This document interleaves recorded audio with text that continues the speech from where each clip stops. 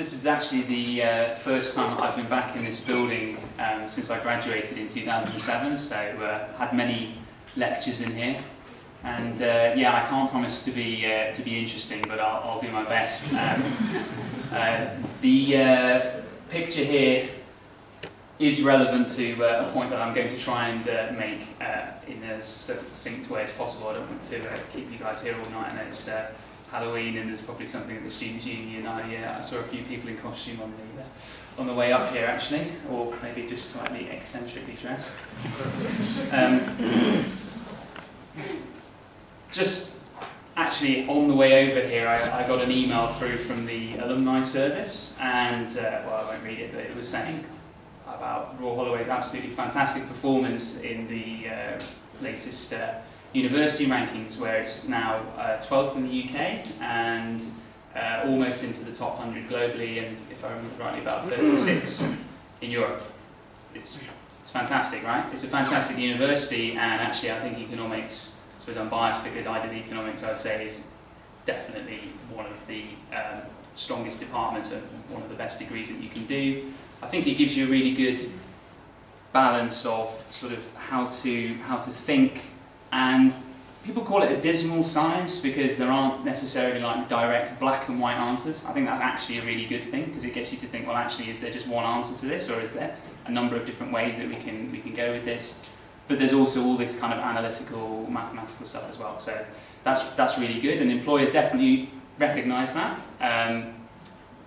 I'll come on to this in a sec. I did a graduate programme at a bank, and to be fair, there was a very wide and varied base of sort of educational backgrounds from the people that were doing the programme. But there was probably quite a lot of people who were from an economic or similar sort of degree.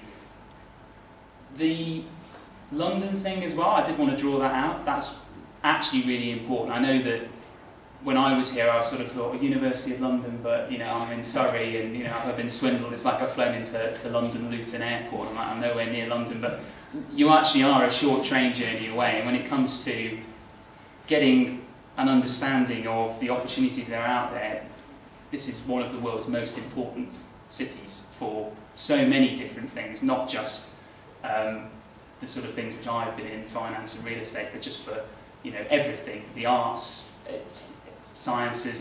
It's not to be underestimated how important it is to be here, and this sort of, to make the best advantage of it, you know, when you've got open events with employers where they're welcoming people in to come and learn more about their businesses, they're usually here. You know, the head offices of these companies are usually here in London. It's something that it doesn't mean if you're at university in Manchester that you're missing out on maybe, but it's definitely a lot easier to have everything just there on the doorstep. And also they made me a cup of tea because I was here early, so I've got to plug them, the career service, but actually they were great when I was here. I didn't really know what I wanted to do after university. I probably still don't exactly know now, but I definitely had a lot of help from the careers guys, and in terms of helping you with applications and the kind of things that you can be doing to sort of build up things to talk about when you go for those first interviews for internships and graduate programs and things like that. This wasn't just to break every known copyright law. This was also just I had to think when I was putting these together, well, from the guys that I was at uni with here doing economics, what have they gone on to do? What my closest friends gone on to do? And as you can see, it's really, really varied. This is to represent sort of academia. Some guys have kind of gone with that. Starting your own business, that's supposed to be not sort of gardening. Bloomberg, banking, technology, going into working for the government. We've got a nice sort of range of different things from the people that are here today as well, which again shows you it's a degree which can launch you into a whole load of different things. It's not sort of necessarily just focused on which some people might think, oh, economics, I should be finance related. Well, yeah, it can be, but by no means the only way to go. So in terms of narrowing down, well, of all these different options, what are the kind of things that can do to help me to think about what might be right for me? Work experience, and that's as small as doing a day or two with friends and family and people to full summer internships. Some people do year placements, obviously between the second and final years. There's a whole bunch of stuff like that where you get a close appreciation of at least that business that you're doing your internship with. I did an internship at HSBC, and I found that very helpful because it made me realise, well, I wasn't necessarily wedded to HSBC. I definitely did want to go into banking, which is what I did immediately after uni.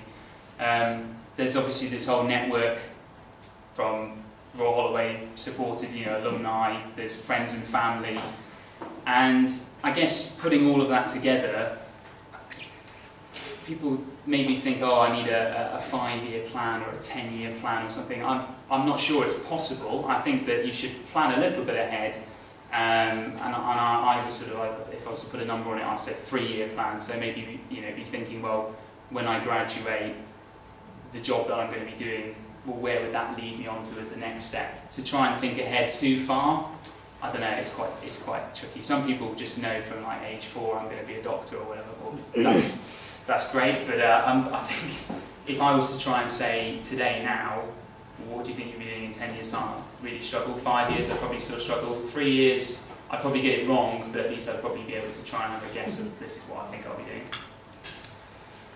And so to just summarise very quickly, as I was saying, so I left in 2007 from here. I went and did a graduate programme at Barclays. I was really fortunate, and I think that it's not to be underestimated in life, the luck element. So timing-wise, I was applying for graduate jobs in 2006 when everything was a lot more sort of rosy, and there was lots and lots of opportunities out there. So I suppose I was quite fortunate. I know there was a lot of people who would have definitely found it trickier graduating, say, in 08, 9, 10. I think from what I understand, things have got a lot better, which is good. After that, I did a couple more years there, and then left in 2011, just over 2 years ago, to co-found a business with. Actually, it was a person I was speaking to as a prospective client. We met a few times to talk about funding this new business that he was starting, and then kind of graduated over a beer or two, as these things usually do, into, well, actually, would you want to come and start the business with me? So I thought, well, what have I got to lose? It's very different, the entrepreneurial side, obviously, than being in a big company. And yeah, obviously, happy to take any sort of questions about both sides of it. It's one thing, I think, which maybe when you're first starting out, it's not the first thing on people's minds about thinking about starting their own business, but I'd again be encouraging people, if you've got a really good idea and you really believe in it, don't be put off by the challenges of considering that as an alternative route, not just the sort of more usual ways to go. So, and our path as a business, and we, as I say, started 2 years ago, and we're on to project number 4. So things have gone great. I think a bit like with the sort of every journey that you make, the first step can be the hardest, and I think the first step onto a job after university was obviously a lot more difficult than moving on to other positions within Barclays, and then likewise starting the business was the hardest part. Once we've kind of gone through the first 6 months, 12 months and established a viable business, your success kind of carries you forward and snowballs from there, and you start to think about different things and different branches that you can go down. So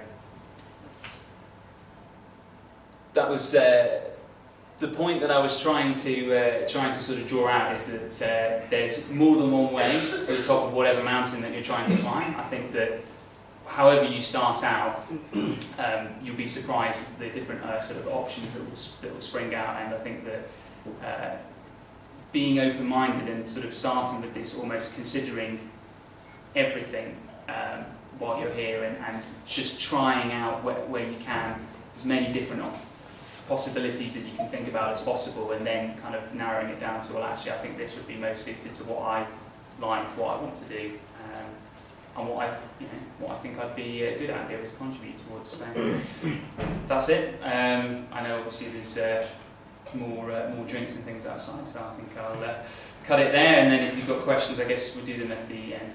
Yeah. Thank you.